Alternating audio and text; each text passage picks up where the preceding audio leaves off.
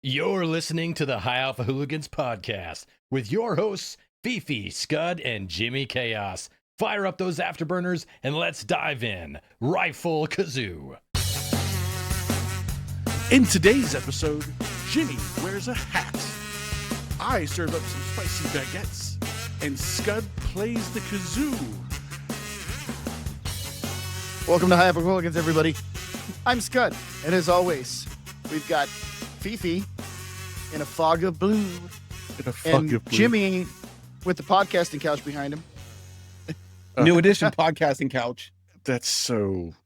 I don't even know what to think about that. All right, welcome, hooligans.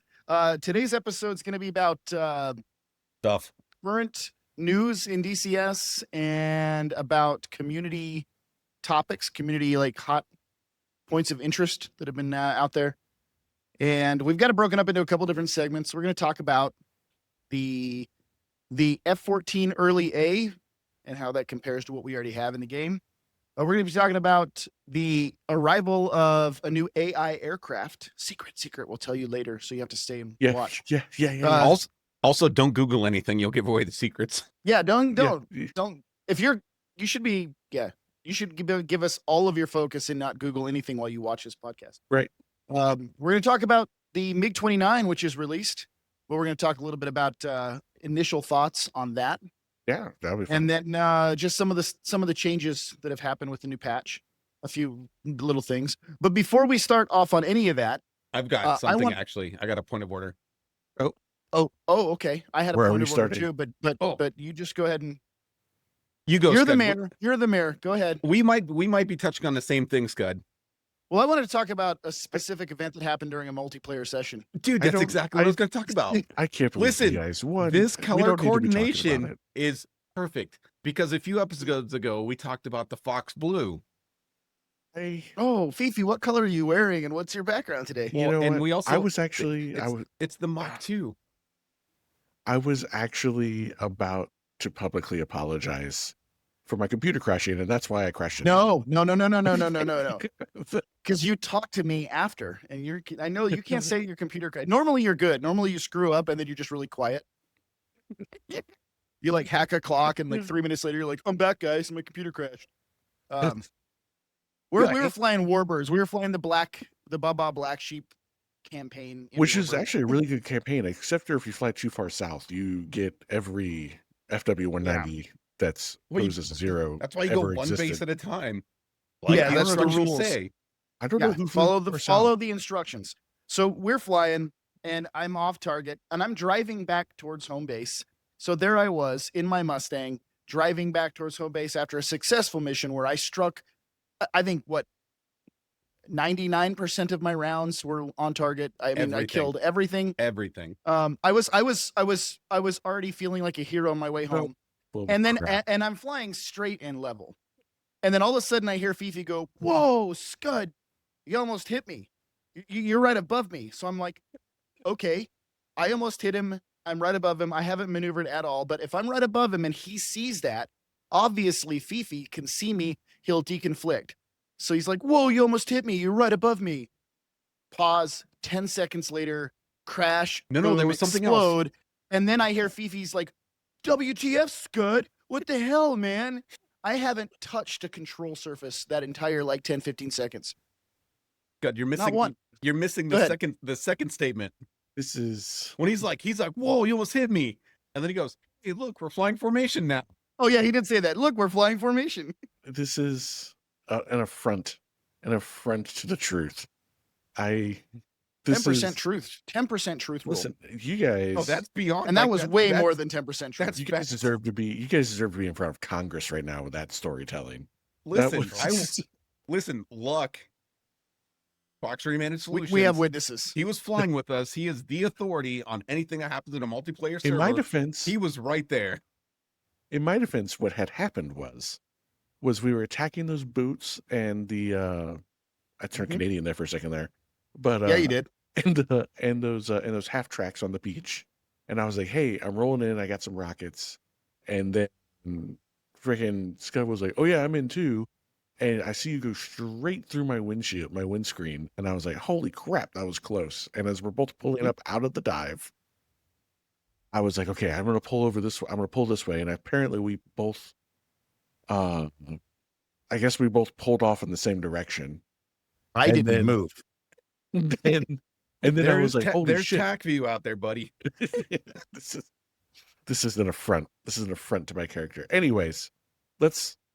Yeah, Fifi says, "Whoa, I almost hit you, but I see you, and I'm gonna hit you." This is. You know what? I'm gonna change the subject. Let's give a shout out to our sponsors, especially one in particular. Shout out to Fox 3. It's a luck with Fox 3 because he actually showed up and fixed the server real time in our Discord with us when Scud and Jimmy screwed it up. So, because that's the real reason why I crashed, because you guys are messing with the server and something happened. And that's my excuse, and I'm sticking to it. I'm sorry that AI can't compete with this duo. You see that, Jimmy, because we messed with the Germany map server. That's why Fifi ran into me in the Marianas World War II match. Yeah, there's absolutely. a nexus in there somewhere. It's the universe getting back to me because I've been slinging baguettes like a madman lately. That's really what it is. Yeah, Fifi since the dogfight tournament has rekindled his love affair with the Mirage 2000. But now every time instead of calling Fox 2s and Fox 3s, he just yells baguette on the radio every time he shoots. Oh man, I have been spanking people with that thing. It's so great. Danger Dorito. Yeah. But for Fox 3, absolutely top-notch server solution for anybody who's got a group that doesn't want to manage the server their own. Luck, the owner, the operator, one of the best dudes in DCS I have ever met. Literally hops into the VC. Yeah. Literally hops into the voice chat if there's issues on the servers. I hit like 2 restarts in like a 10-minute period, and he got his notifications. He's like, "Oh man, let's check this out." He pops in. He's like, "What's up, boys?"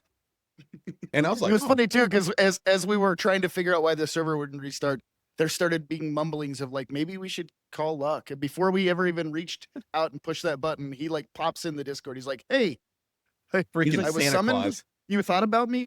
Yeah, he's like Dobby the house elf. He just shows up. Yeah. And don't forget Hooligans 26 if you want 10% off all of your servers. So. Yep, absolutely. And then yeah.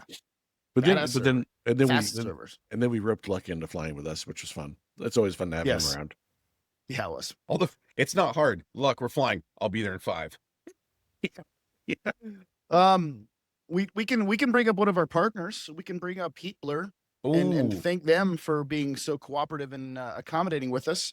And that relates directly to our first topic, which is the Heatblur F-14 Tomcat and the new upcoming. Yeah, the next 2 topics here. The upcoming. What are they calling it? The early A? Is that the term? So yeah, it's going to be the Tomcat Early A, and obviously like Heatblur dropped like a bunch of, and we're going to have them on in the next coming episodes, somewhere in the next couple of episodes coming up. Heatblur's coming on, and then we're going to have some other people showing up. But yeah, so they're working on. I thought it was just like the Bravo upgrade model that was going to come out, but it's the early A, so it's going to be a more analog version of the A model, and it's basically going to be like that early, like fresh out of testing model. And I think from what I understand, the early A model was also the one that was flown in Top Gun. So because the A model that we have now is like a late 80s, early 90s model, and but the early A was the one that was actually flown in Top Gun because it's got the version of the TF-30s that were the super temperamental ones, even more. The flat spin engines. Yeah. So the flat spin special. Yeah. Heading out to sea. Never understood that. Doesn't make any sense, but it's a great movie. I mean, it's better than Iron Eagle. It's way better than Iron Eagle, but you still have and the new Top Gun's the same. It's like an absolutely atrocious flying movie with just crap ton of like airplane porn. So it's great. I can't stop watching. That's like once a month, Friday night. I'm like, but did you ever catch that? Like they're fighting over the deserts of like California, but he's going out to sea in a flat spin, And the hard deck's 10,000 feet, but all the shots are showing them down in the canyons chasing each other. Just like it's like I mean, it's high terrain. They're at Fallon. If they're at Fallon, well, it's 10,000 feet. I don't know. yeah, It's terrain, barometric, right? not radar. Yeah. They didn't have their. It's not radar, anyways. 10,000 foot radar altimeter. They didn't What are have- you smoking, Jimmy? Jeez, don't you fly planes? No. So Yeah. let's talk about that. Let's talk about the engines. That's a big part of this, right? Yeah. Oh, me. Oh, okay. Of course, Um, you're the. so- Yeah. All right, so basically- it has earlier engines, crappier So engines. it has the earlier Uh, crappier versions of TF30s.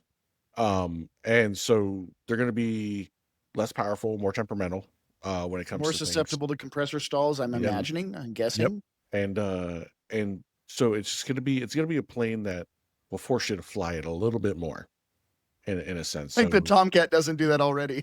yeah, as if it doesn't already do that. But it'll be interesting to see what it does. There's not really a lot out there about it.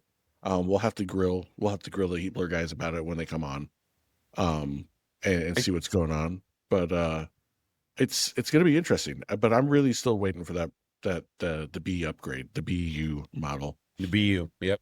Yeah. Yeah. So not quite a D model. We synced it in and beyond. We did see it there. Yeah. Yeah. I mean, But back to the early A. So less power, more temperamental engines. It's going to force you to focus on any energy management better. And then worse avionics. and so it's going to be more balanced for the Cold War servers that are wanting to do stuff in like the 70s. Well, Because Tomcat flew in like the late 70s. So the unadvanced, I don't want to call it worse, just being early, the less advanced, learn from our mistakes, build a better airplane version. evolution. So it's not a worse airplane. It's just an older version. And like Fifi said, for the earlier war campaigns and servers, it's going to be, I think, a more challenging airplane to fly, but it's going to be more well suited in that role as opposed to the 80s and 90s. Yeah. When that's the Tomcat we have now. It'll be really good once a lot of like the Hun, once that's out, once the A6 Intruder comes out. We already have the F4. Like, we're really building into a situation to where with this early F-14, we will have a like straight up 60s, 70s ability to build those dynamic campaigns in true Cold War Svensson era. Yeah, early Cold War fashion, Vietnam era fashion. Because when you say Cold War, it's like, well, the Cold War that's could a also long be time. F-16s and F-18s, but we like to, like, for us three anyways, when we talk Cold War, we're talking early Cold War, third gen, early versions of third gen stuff. So is this module? I would probably think it's probably going to be closer to. It's going to be something like the F4 Phantom with swept wings. Yeah. Like it's probably going to be. I think it's probably going to feel a lot like that's valid. Is this new version? Is this going to be included in with those who already have the Tomcat, or is this a pay to upgrade or reverse the clock on the module you have? How's that? Do we know? I think it's just coming. If you own it, I think you're getting it. That's kind of. So that's a big bonus. If it's just a new version that you get, I'm hoping. That's I just think it's an easier sell. Yeah. Well, it's a gift because Heatblur loves us. Heatblur. Well, we love Heatblur. So. Well, that's big true. Facts. Yeah. Heatblur is the standard for modules. Hey, Heatblur. Oh. You already partnered with us, but there it is. I think that went way back where Jimmy first did that. Hey, Heatblur, and all of a sudden Grey Wolf shows up, and then Heatblur's talking to us. We all your winks work. Hey, Heatblur, I heard you got an A6 in development. Need anybody for beta? Please. We're already on their early press test team. Just be patient. Yeah, dude, the wink is going to help though. Oh my god, it's not going to speed it up. Any other thoughts or things you want to talk about the early A?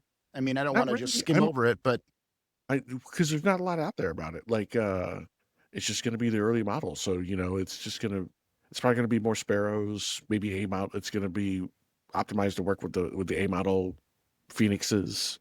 Early Phoenixes, yeah. It'll be interesting. I wonder if V9. it's I don't quote me on this. I'm going to get destroyed about this. I'll wait for somebody to come correct me about it. But I think it's also kind of pre-drop tanks, because I think because the jet was originally designed to not have the drop tanks, and then they realized how much gas they went through. So you heard it here. It will have pre-drop tanks. Fifi said it. Quote him on it. Come after him if it's not true. Tag Iron Mike immediately if it does have tanks. You're wrong. Know. Fifi said so. I don't even know why I hang around anymore. I don't understand why I'm still here. Ladies and gentlemen, boys and girls, we have the Fox Blue Mark II. Present for duty. So terrible. With improved radar for target tracking. We know why you're here. You're here to kamikaze your wingman. Moving on. Even if they're not your wingman. Moving on, we're getting first looks at something that I'm just going to change the subject now. Segue. We already hinted at it. So, around the corner, coming out maybe next patch. That's what the rumor was. We've got an AI aircraft. Yep. And that is going to be the A6 Intruder. Right now, just as AI, but I think that's going to be a really cool way of starting to implement it into the mission building and utilizing it. So that's the next topic that we're going to talk about. For those who, and we'll just talk about this as well. In addition to it being an AI that's going to be released very soon, I don't know if this is tied to Heatblur or if it's a separate AI. I think it might be, but nonetheless, Heatblur is also working on, and it's advertised on their website, a player flyable A6 Intruder. Holy cow! I cannot wait for that. So I'm gonna put on my Heatblur Delulu hat real quick, and my tinfoil Delulu hat, and I'm gonna say this is the model that we are seeing that's going to be like the release module for us to fly. So this is me just going full delusional right now, and just what I hope so. Yeah, I'm so excited because the pictures look insane. They look really good. Oh, it's going to be awesome. For those who are not familiar, Jimmy, you want to give some history lessons? Oh yes. So it is. He was like he shot straight up in his chair. I got them notes. I got them notes. First saw service in, what was the date? I closed my notes, but 1973. I have notes. I don't use them. Oh, I had them up. I closed them. And you guys talk about me running into people, and I'm done. I have notes. I don't know where my notes are. It was produced. Let me check my date real quick. I just got to grab my little notepad. First produced in first saw action. I believe it was 1967 or 73. Oh my God, one of those two numbers. 1900s. Yeah, I was literally just about to say that. Thanks. My daughter says that. She's like, whatever, Dad, you were born in 1900s. I'm like, what?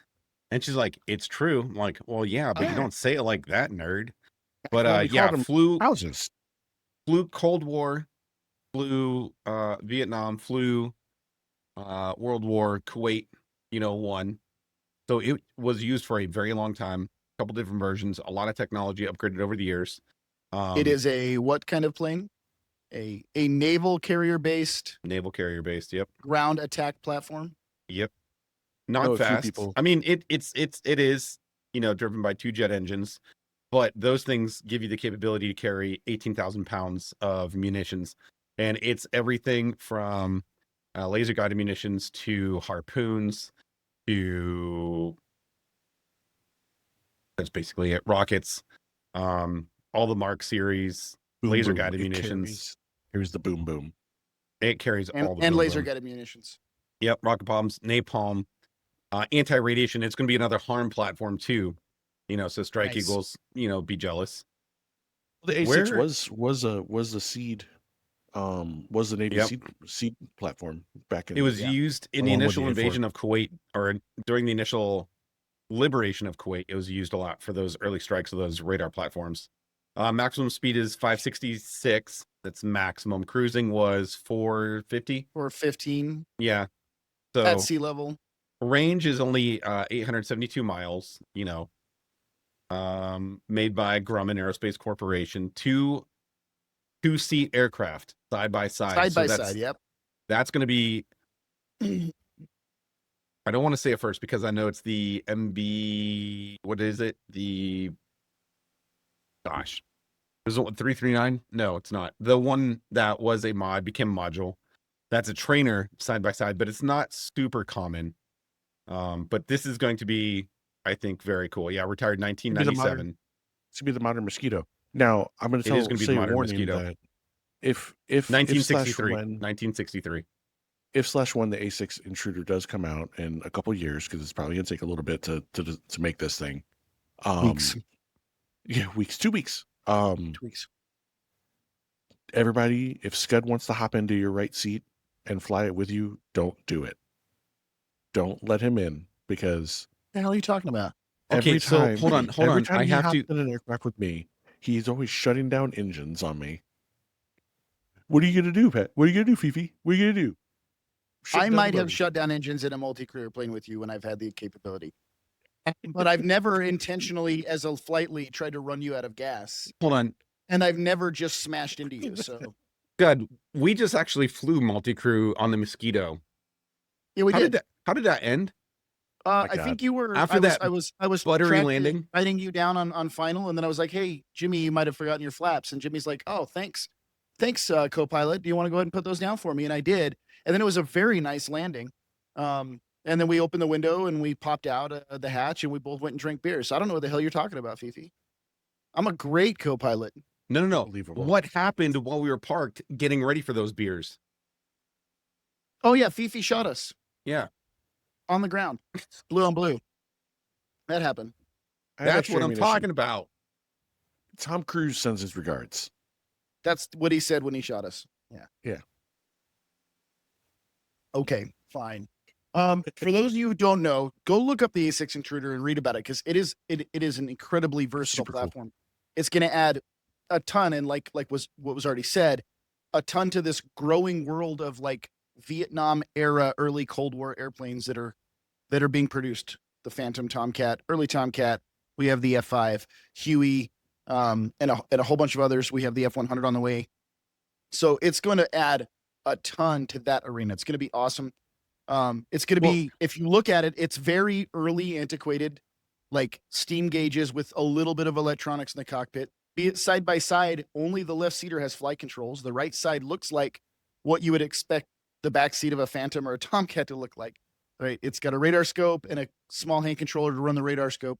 And so it's going to be interesting multi-crew, side by side, with all of the air to ground capabilities that airplane has. If you want to learn about the Intruder, there's a really good documentary out there about the Intruder. Flight of the Intruder. Flight of the Intruder. Yeah. Movies. Yeah, that's a documentary. That is a documentary. Yes, it's 100% a documentary. I might try to pass that off to my daughter. I tried to pass off Independence Day, and she's like, "Dad, I don't think this is a documentary." It is. It happened. It is back in the 1900s. That's what I told her. I was like, it was in the late 1900s, 1997. And she's like, "Dad, I don't think so. The White House is still there." And yeah, that was after Lone Star from Spaceballs was elected president. They're making another Spaceballs. And Rick Moranis they are. Is Rick Moranis, he didn't come out of retirement for the Ghostbusters films, and he's coming out of retirement to play Lord Helmet. Oh, so good. Amazing. Yeah, I'm so happy. Hey, I was going to talk movies. Naked Gun. Have you guys seen it? Naked Gun. Not yet. The new one? No. Oh my gosh. I just learned about that too, by the way. So thank you for educating me about the that apple. You know how we talk about, like, you know, that apple's, you know, close to the tree or whatever. That apple is stuck on the tree, firmly planted. I've heard it's and like really beautiful. true to the original. Oh my God, 100% straight up. It's so good. I giggled the entire movie. Yeah, I it's high on my list of things to watch. I do want to talk about the Intruder just a little bit more, since we're talking about the AI and then the upcoming at some point in 2 weeks flyable version.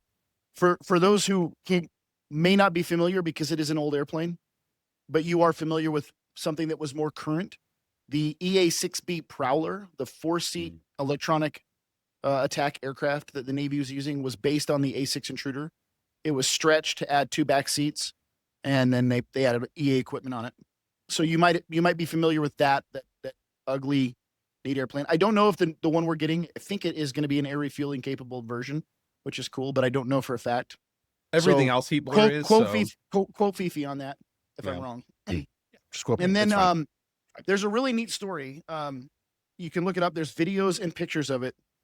Just since we're talking about it, cool history, scary history of an A6 Intruder that was flying, and the right seater, so the Rio, but it's not Rio because he's not a rear seat radar intercept officer. It's not rear seat.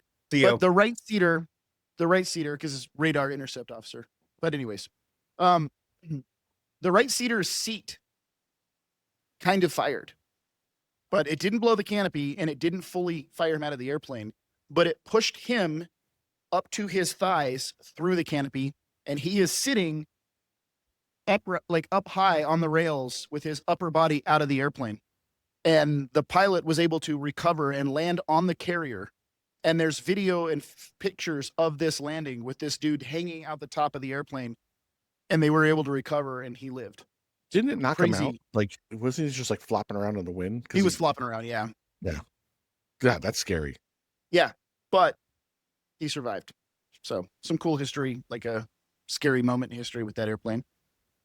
So that's that we got. That's cool. Excited about that. What's next? Do you want to talk the big one? The big one? The one that you guys have been flying. The one that you guys have been flying. I didn't get it because it's just another jet that I probably won't fly. And you'll fly. You'd fly this one. But the baguette. This is like the baguette, but good. No. The baguette's great. The baguette's great. I mean, listen, I really suck everywhere else in this game, sim, but I get into that. I get into the baguette slinger, and I am feeding everybody one crunchy buttered biscuit at a time. And it's just somebody gave you a 120 Charlie. It was no.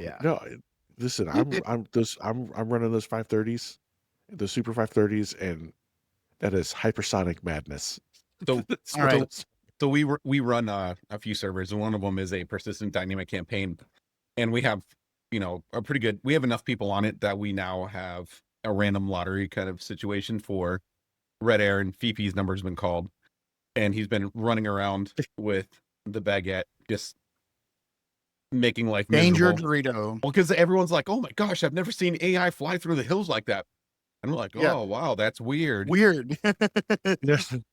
And he's out there just splashing everybody, and I'm sitting there in a Viper on the tarmac at Bitburg, and I see him right over here just flying. I'm like, "Yo, you're gonna fly right over the departure end." I'm sitting there nice and patiently. Everybody else is like, "Oh, this sucks." And then he crosses. I'm like, "Let's go." Literally gear up, box 3, back around, and as I'm on final, he's like, "What? Somebody got me." We're in that little side secret chat. When you chased me down. So what I was trying to do, because I was headed north. See, what happened was, what I was trying to do was I was heading north, and I was like, man, Jimmy's just gonna stick on me this whole freaking time, and I got to get rid of him. So I was trying to slowly angle myself back to the east, but I think I turned a little too sharp and let you cut that corner a little too much. And you got hungry for that Tomcat that was sitting there all juicy, running cold. I got a guns kill on Vader too. We were that's the work. First or second night.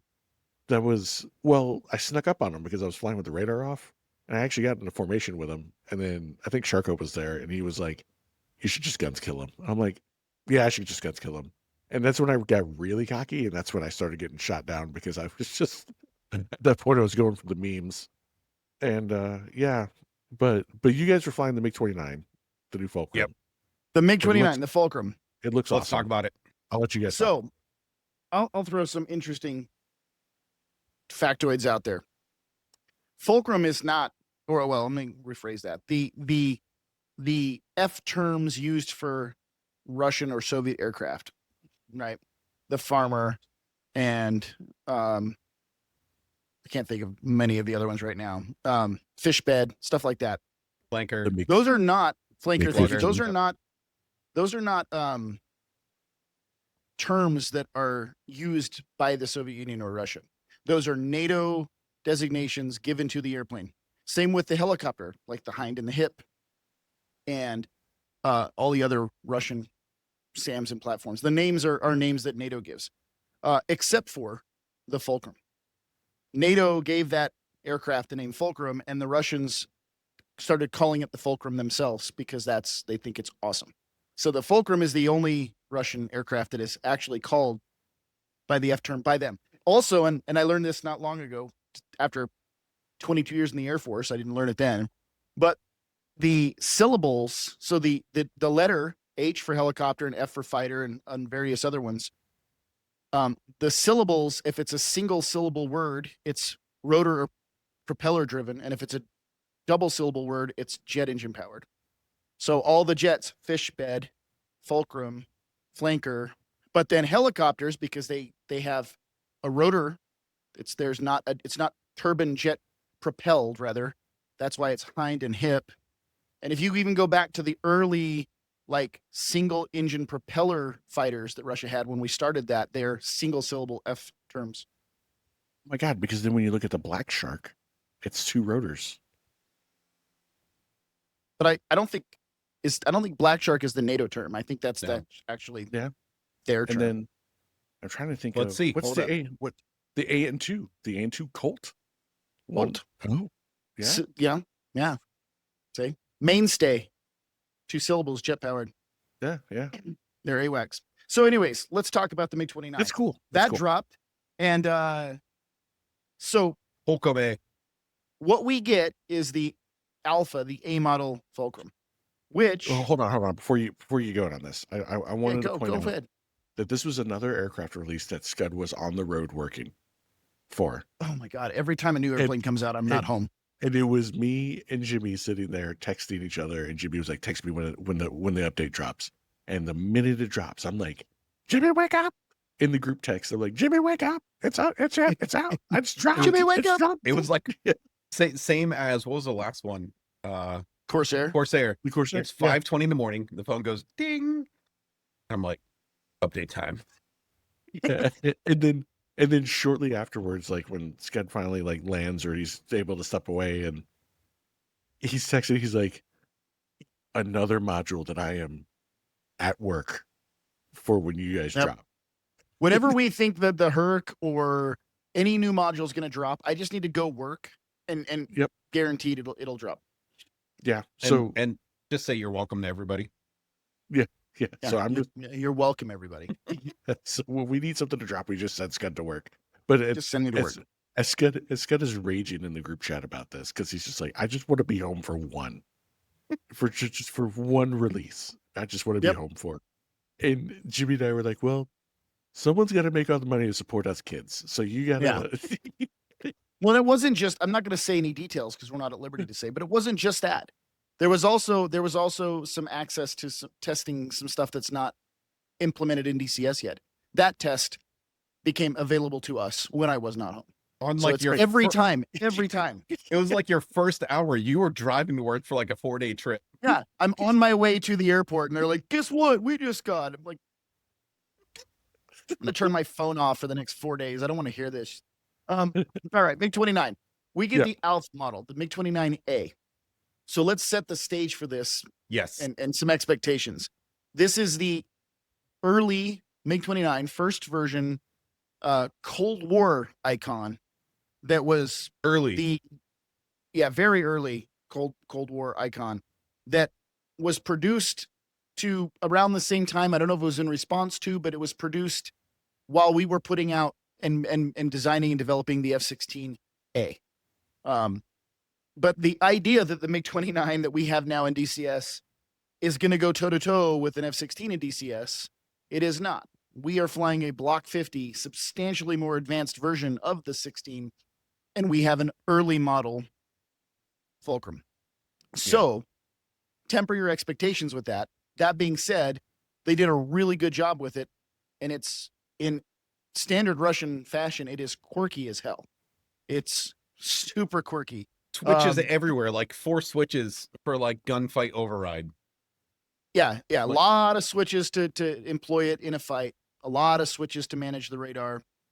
It's got, I'm going to throw out just some things, some first impressions. Really good visual model. I think the flight model is probably good. I don't know how it's supposed to fly, but it feels really twitchy. Let's set another expectation out there. When you see a picture of a MiG-29, it doesn't look that small. But look at a picture of a MiG-29 next to an F-16. It is barely, if at all, bigger than a Viper. Yeah. But it's a twin-engine fighter. It's very small, so it is very sensitive and very twitchy. It is, my God, it is powerful. Unlike the early Tomcat, which is less powerful, the MiG-29 Alpha is a rocket ship. It is extremely powerful. It is a crackhead on meth. And to throw back to a very early, very old episode of Top Gear, it is drinking out of a thimble's worth of fuel, it seems like. You get a drop tank in the center and no refueling capability, and if you're not careful with the throttles and the power, you are going to find yourself out of gas probably quicker than a Viper, because, man, that thing is thirsty. Thirsty. Let's talk about thrust, because there's two things that you're like, oh man, it's broken. On takeoff, you go full thrust, that nose instantly rakes. That thing is ready to fly instantly. And then when you're in flight and you start pushing actual speed, you can't nose that thing over unless you come back on power. Oh yeah, it's weird. It's got an enormous amount of nose up pitch authority. Yeah. An enormous amount, which you want because you want to be able to pull alpha and get your nose in front of the enemy. And it conversely has very little nose down pitch authority. And yeah, at mill power, you've got full up and down authority. You light the burners and the speed starts climbing, and you will feel yourself trimming and pushing forward until you hit the stop, and the nose will keep coming up. So it is at high speed. It is now in a slow speed burner fight. You still got that authority, but at high speed, man, it is going to climb to the moon, and you can't stop it. And you're strapped to it. Just other quirky things I noticed, and it's just us fumbling through because there's not a lot of data and manuals out yet on it. I was blown away at how horrible this thing handled on the ground, and how I could barely turn the airplane at all. And it's totally pilot error. Both me and Jimmy and a few other people were fighting this airplane on the ground. If you put the flaps in takeoff position, it kills your high angle noseable steering. So you have to taxi it with the flaps up. And then when you're on the runway and you're lined up, drop the flaps to takeoff position. So there's some weird quirks. It's also got their weird version of helmet mounting, which is crazy for how early that plane is. But the sensors on the helmet, and I think that's what the sensors on the next to the HUD are, but it's got these two on either side of the HUD spinning mirrors that, like, it's just so weird to see that. They're just spinning like hexagon shaped mirrors. It's just weird. It's quirky. It's cool. Like, you nailed it. The 3D modeling on this thing is fantastic. It looks really good. There's something that's really cool is sorry, I didn't mean to just jump in like that. No, you jump in wherever you want, Fifi. But to include somebody else's plane with your plane. I was watching somebody's, I think it was Enigma's review on it. And there was something really cool that they did. No, it was Bullet for My Enemy. Sorry. It was Bullet for My Enemy. He did a cool review, and he pointed out that they modeled the weight on the wheels, so they actually the wheels actually bulge out a little bit. So next time you guys fly it, check it out. Because the wheels actually will bulge and actually have some give and take. That is really cool. That being said, if you're going to model it, when you corner this airplane, so the MiG-29 was designed to be able to take off from unimproved fields. Yep. You can tell this when you start the engines, the entire lower inlet closes up and the upper inlets on top of the wing open so that it's not sucking in dirt and FOD. So it's designed to operate from unimproved fields. That's why it's got these big squishy tires. When you turn a corner on a taxiway, this thing leans like it's on an off-road truck suspension. Like it's like it ain't got no sway bars.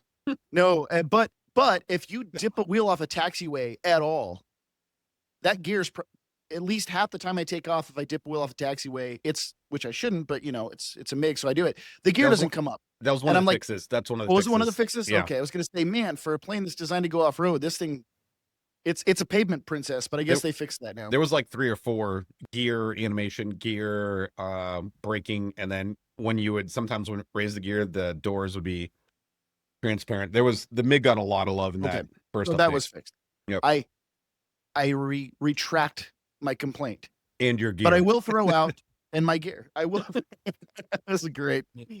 Right on top of that. That was awesome. That was well played. I will throw out some complaints, but they're not at the dev because the airplane's awesome. But I will say that being an early model Russian fighter in the Cold War area, in the radar missile era, my God, that thing is not easy to use. It makes you for radar engagement. It is, and then that is not a shout at Heatblur or Heatblur at ED. That is not a hit on the dev.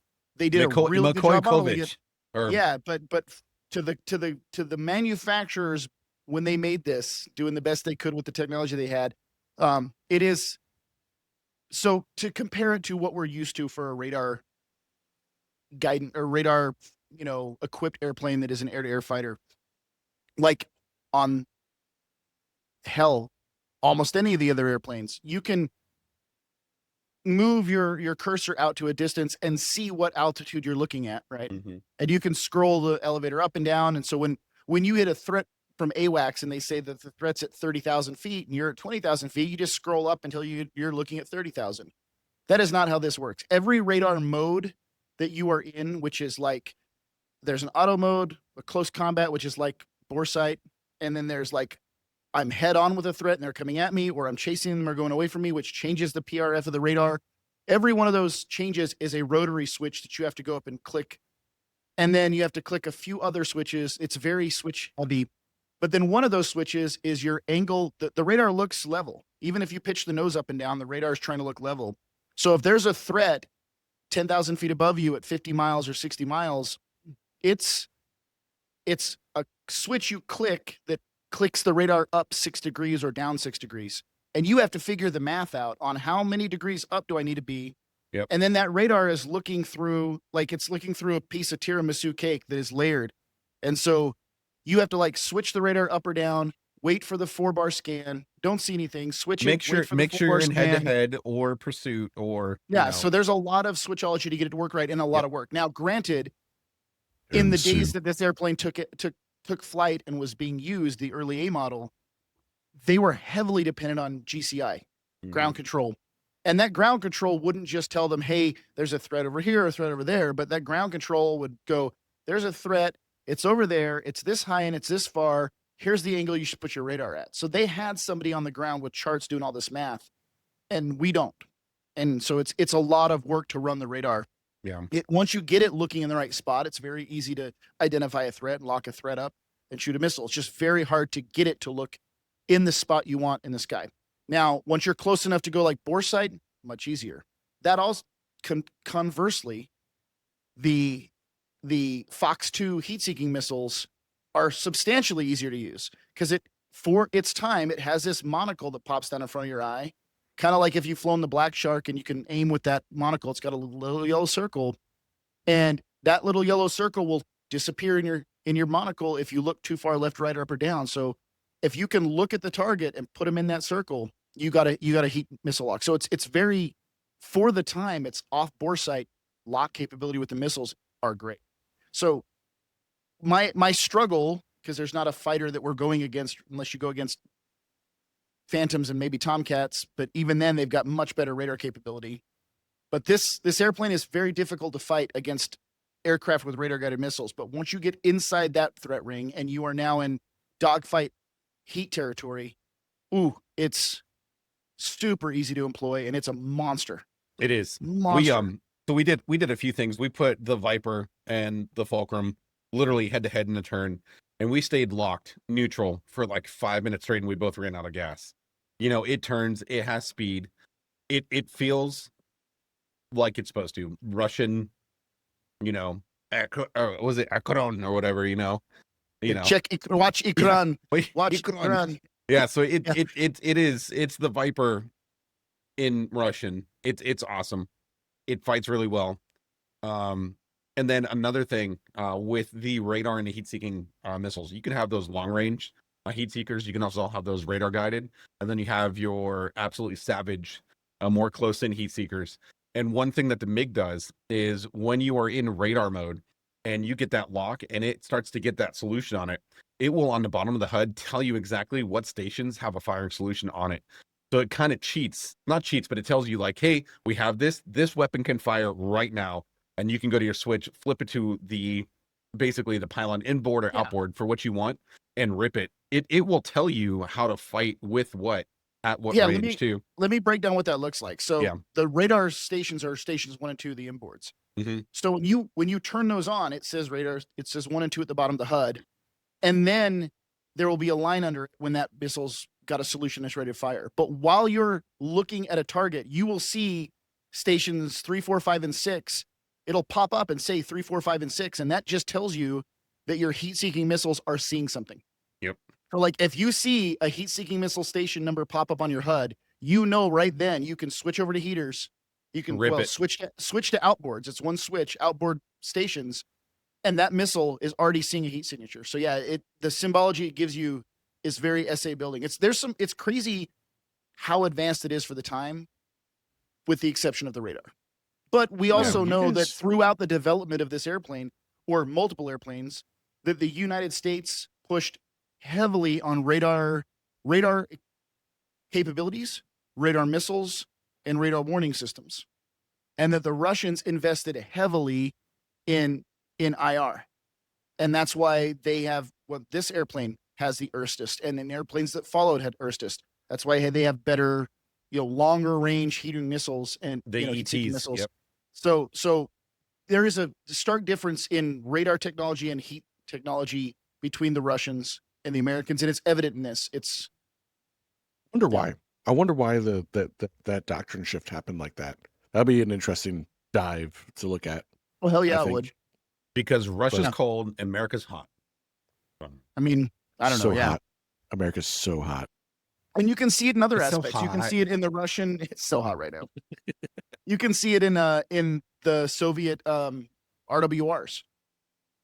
Yeah. The early ones where it's just little lights. It goes. You look at the lights to go, where's the threat? It's like the threat's everywhere. You're like, thank you, RWR. Hey, by the way, is it a threat or an engine? You're being targeted by a radar. What kind of radar? I don't know. Where is it? I don't know.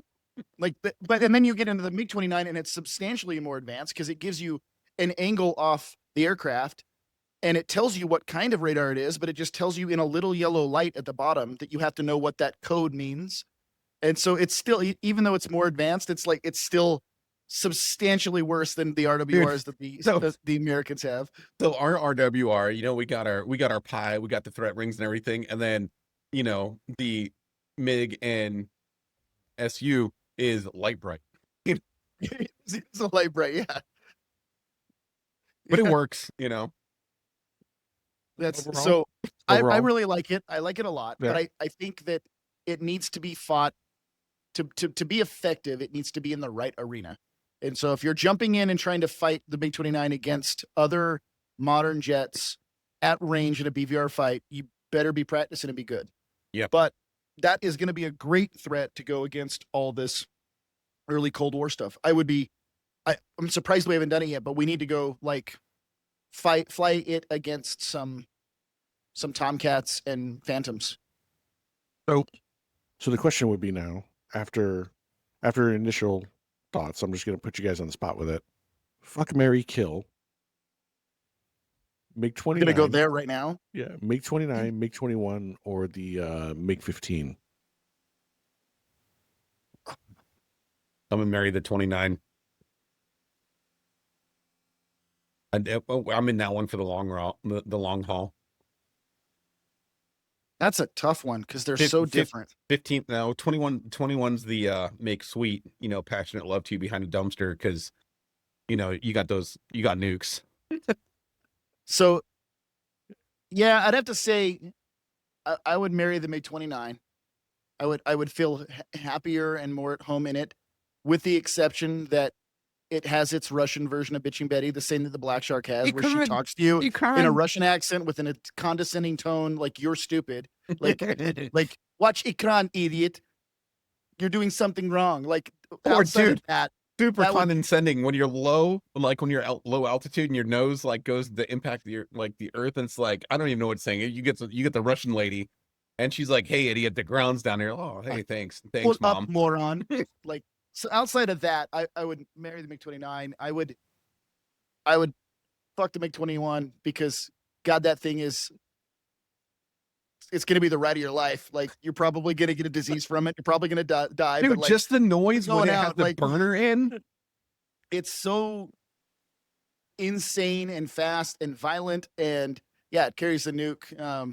And then I'd have to say kill the 15, though I don't want to because it's awesome. But damn Gotta it, it's go. tough. We're We're all taking the we're all taking the 15s out back If later. you don't know what we're Sorry, talking good luck. If you're not tracking or you're not in agreement and you have not flown the MiG-21, go do a 2-week trial and fly the MiG-21 and then tell us we're wrong. Yeah. Like, yeah, It's crazy because she's the freak that you don't take home to mom. Like, dude, I'm telling you you, don't tell anyone. You don't tell anyone you've flown that airplane, but you know you want to go fly it. just the audio alone when that thing is in burner is awesome. I've never flown any of them, so that's interesting. It's yeah, I mean the 15 is fun. The 15 is the 86's like, dancing partner. And it's the other good. one I want to, because the other one I kind of want to check out and look at is the Mirage F1. Never touched it. Because I've heard a lot of people say that one is pretty good, and I feel like that one might be a little bit easier than the MiG-21 to fly, and it's kind of MiG-21 is not easy. Yeah, It is not an easy plane. I know we're not talking about the MiG-21 in depth, but it is probably one of the most difficult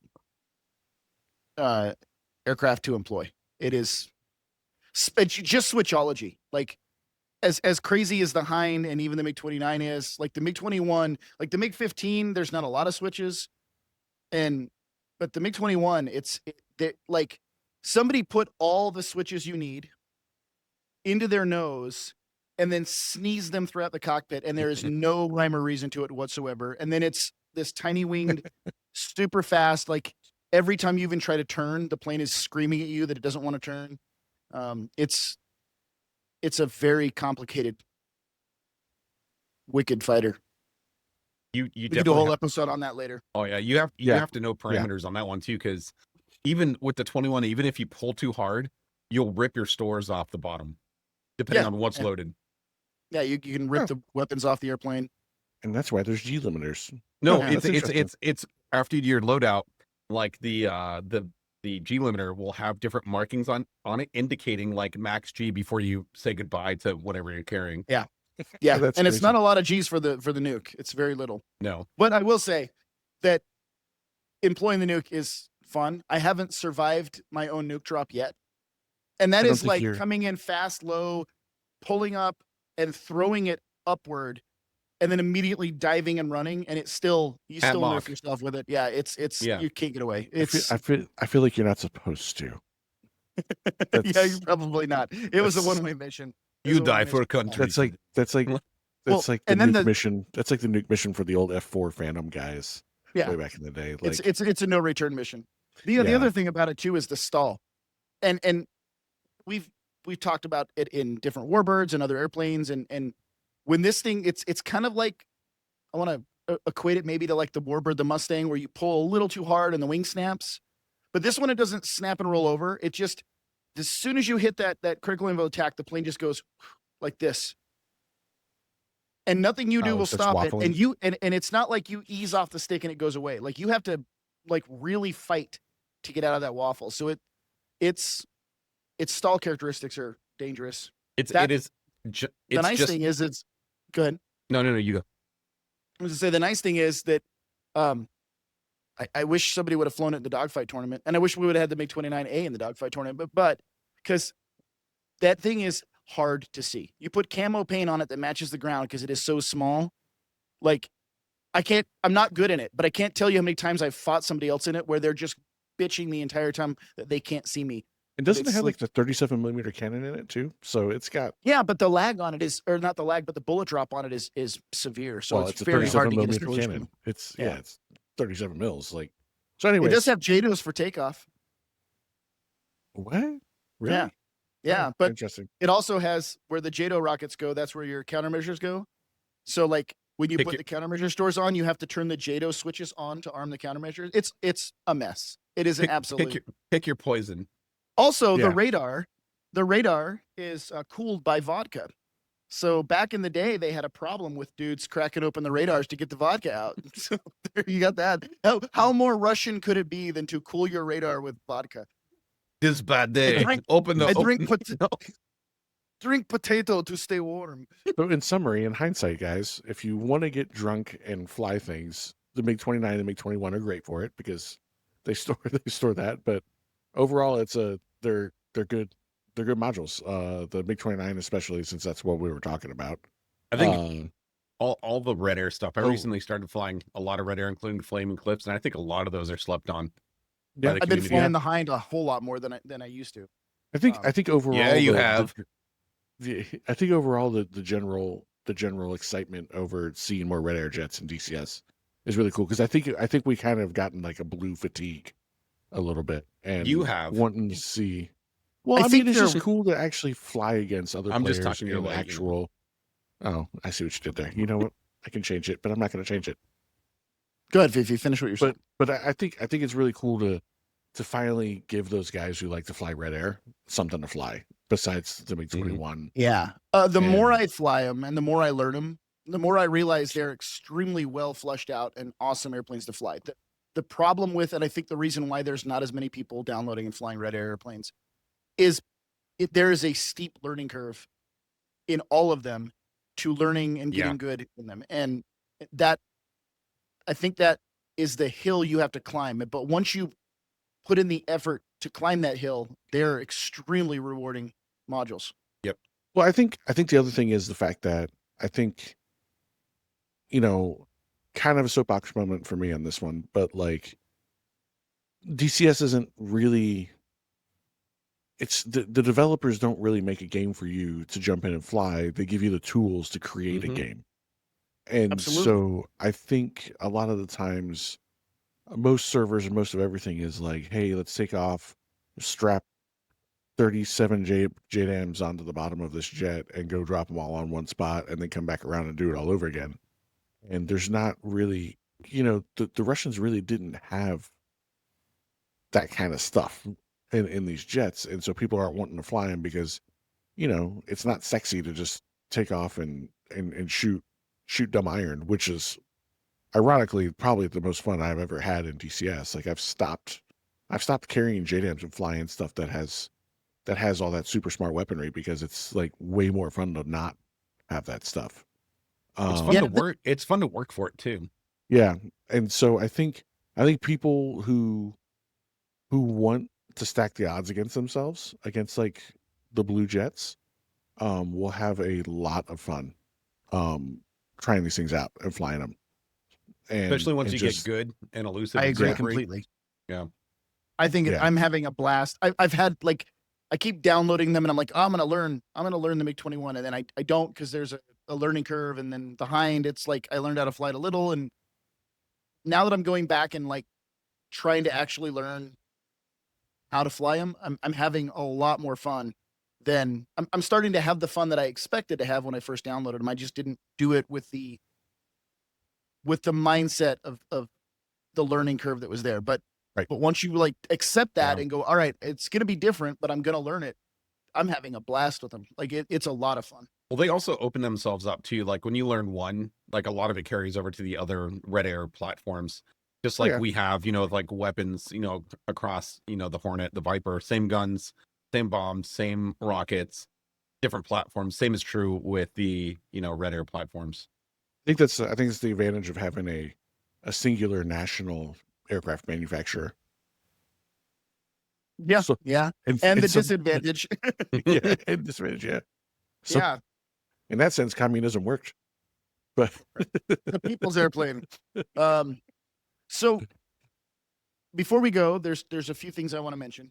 One, we talked about it before, but I'm going to mention it again, that on October 11th, the Fox 3, our sponsor Fox 3, go to their Discord. They're having a tournament And the first of 3, so go sign up for this one. It is a race through gates, both I think mid and low level, and there are prizes available for that. So a lot of prizes actually. Yes.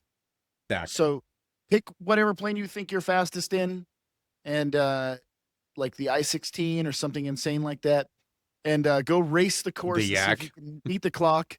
And then the Yak. I went to the Reno Air Races, and when the Warbirds were flying, there was one Yak, and it was always in last place, and we started calling it the Yak in the back. I bet. But that tournament is available, and so please go sign up. They have slots open. They're starting to fill up, but they are still calling for more people. So go sign up for that. Just like our tournament, you don't have to be the best pilot and the fastest pilot. Just go do it. It's fun. If I were in town, I'm out of town, I would be flying that in a heartbeat because it's fun, and I love the low level like tech, the course to fly through. I think it's great stuff. So please go sign up for that. They're doing that in partnership with a couple other organizations. But that's one of 3. So they've got 2 more tournaments lined up after that. So go to their Discord, stay tuned to it so that you know what's coming up. The other thing I wanted to talk about, as we've mentioned before, apparently I wasn't here to tell these guys no. When they decided that when we hit our 15,000, we're at 10,700 subscribers right now. When we hit 15,000 subscribers, we are doing a giveaway, but it's going to be a little bit bigger giveaway. We're going to give away. You really held on to this. We're gonna give away a Quest 3. And so subscribe to the channel, head over to our Discord and type, what was it? I love the Quest 3.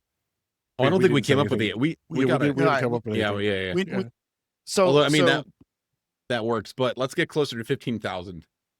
Yeah. So anyways, that's how you put your name in the books to win a VR headset. So that you can fly like me and Jimmy and stop flying like a pilgrim like Fifi does. And you know what? Actually, you know what's cool He's is a pilgrim.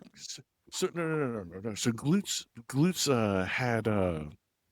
had like some sort of crazy track IR thing that he's like, dude, you should try this thing out. It's really cool. I forgot what it was. He's gonna send it to me, and I'm gonna test it out and see what it is. But it's like this custom made track IR setup that this dude makes, and it's really cool looking. But once I get that, I'm gonna test that out, and it's completely wireless, so you don't have to have. Oh, that's not what I was picturing. So you talk about this really cool thing he made at home, and I'm thinking like a big metal colander, like a big metal colander with like foam balls hanging on strings around it. You're like, oh man, look at me. He didn't make it at home, and I have more faith in Glutes than that.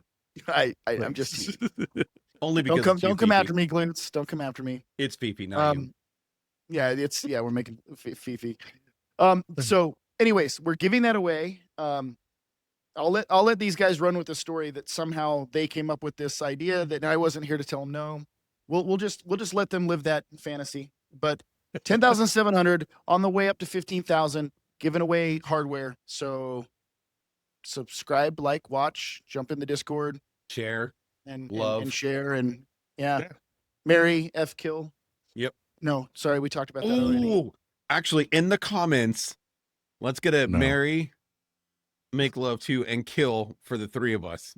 How does that stack out? No, this is gonna be. This is. Are you gonna put up a poll? No. I want the comments in YouTube. No. And so if you're on one of the podcast, platforms, if you're on Podbean, Apple, Spotify, go to YouTube, give us comments, marry, dumpster night, and kill. You guys don't have to do that. I don't. No, dude, it's gonna be awesome. There goes all of our sponsors.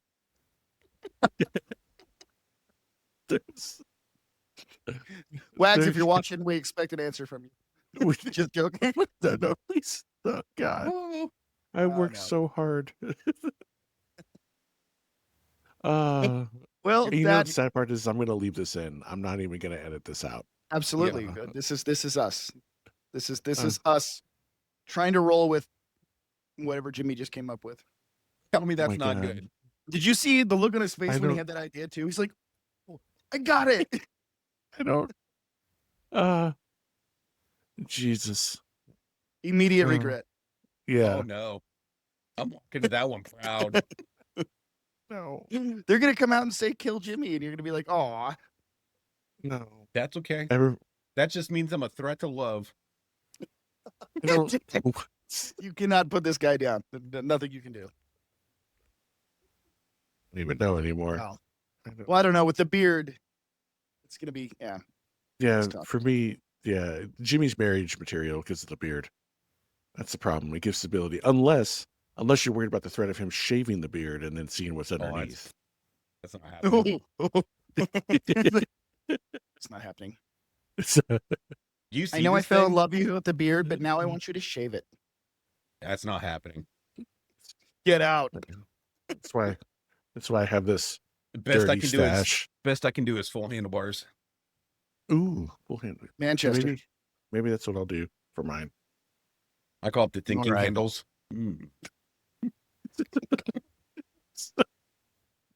Can we just end this before it gets any worse? I don't know what's going on anymore. I don't know where to end or how to stop this now.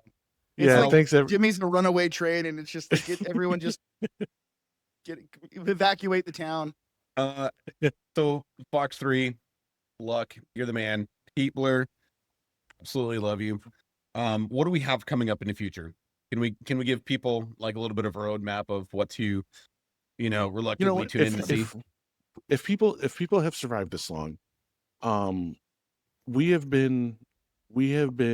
I'll save one of them for a surprise because we're in talks with them, but nothing solid yet. For doing that, so I'll just leave that one out. But things that we do have coming, we're going to be able to. Obviously, we have Wags coming on sometime mid-October. Once he's done being super busy, we have Heatler coming on, and another guest that we have. We're going to be doing something with the Virtual Blue Angels. Eventually, we're also going to be doing something with Grinelli. Once he gets back to a normal schedule, he's been really, really busy. And also, I managed to reach out to Major John Rain Waters. He was a Viper demo pilot for the Viper demo team, and he's agreed to come on and come hang out with us. So that'll be a really fun one. So, we spend a lot of time crapping on the Viper pilots, and so it's about time to kind of to throw him a fuel tank and let him get some gas here. If he's ready for him to choose Sean Connery as well, so yeah, I'm not even. I don't even want to think about it right now. But he's already ready for it emotionally. So we got a lot of really cool stuff going on. Our whole joke of shooting an email and seeing if somebody's going to say yes actually still is working. We're still 10 for 10. We're still batting 1,000 with that. We haven't been told no yet, so we're going to keep doing some cool stuff. Also, everybody, we're also putting out a bunch of random little content. I think Jimmy's going to be doing a new headset review. So Pimax Crystal Supers are arriving at front doors. Myself and Vader, we shot 20 minutes of video yesterday, but he is out for a little bit. So as soon as he is returned to duty,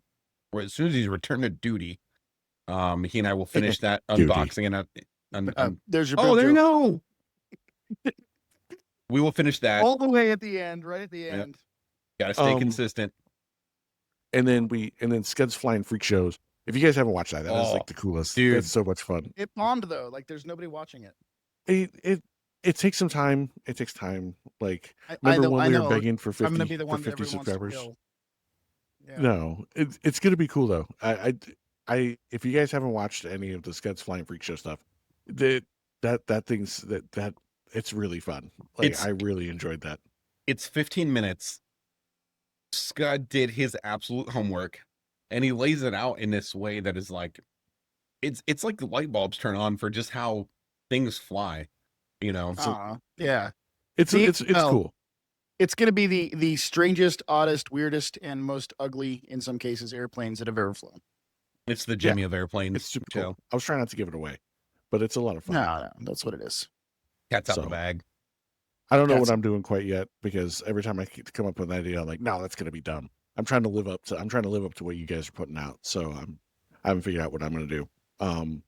No, do not put it in the comments. Do not tell me what I need to do, because I do not trust. Fifi needs suggestions for what his little solo act should be. Meet the Pilots coming online too. Oh yeah, Jimmy's also doing Meet the Pilots. Meet the community. But yeah, no, I don't need help with that. Meet the meat. You could just review different meats. Meet the pie. Where I travel from pizza place to pizza place. All right, this is about to go way. We've got downhill extra again. cut bacon right here. Anyways, yeah. You said Ted Bacon or Kevin Bacon? Ooh, 6 steps in Kevin Bacon. This is the nuclear reaction where we can't stop. Actually, so I'm calling it. We're gonna stop. You should see us flying Milsim, because we always find a mids channel that's not on the comm card anywhere, and we just go talk the entire mission, and then we realize we're like 20 minutes behind somewhere, and we're like, oh yes. Then we bring it all. Anyways, we bring it back together, and then we come back like heroes. Yeah. So let's go ahead and end this, because we are just going big damn heroes. Yeah.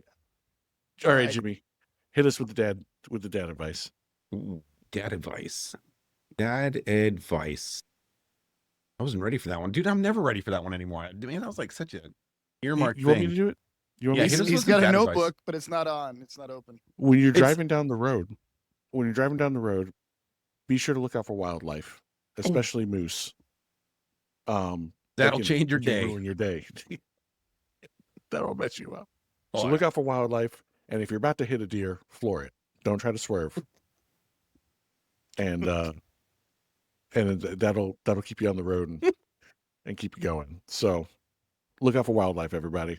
And bears in your backyard. And bears. Bears. Listen. I've got my Crocs are not bear Crocs. But anyways. Who's saying it? Thanks everybody for coming by. We're just gonna go and hit this one at this point. All right. Till next time, everybody. See ya. Rifle Kazoo.